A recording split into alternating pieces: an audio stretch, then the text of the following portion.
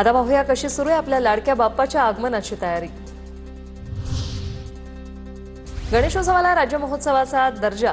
राज्यातील भजनी मंडळांना भजन साहित्य खरेदीसाठी प्रत्येकी 25,000 अनुदान मिळणार।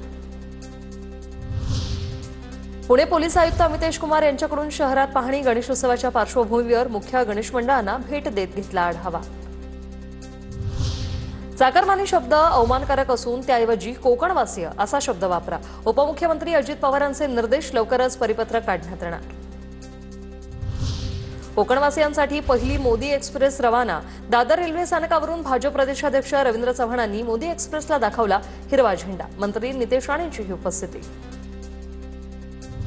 गणेशोत्सव काळात जादा रेल्वे गाड्यांच्या संख्येमुळे कोकण रेल्वेचं वेळापत्रक कोलमडलं। कोकण कन्या तब्बल 3 तास, तुतारी एक्सप्रेस 1 तास 30 मिनिट, राजधानी एक्सप्रेस 4 तास उशिराने। गणेशोत्सवाच्या पार्श्वभूमीवर मुंबई गोवा महामार्गावर अवजड वाहतुकीवर निर्बंध।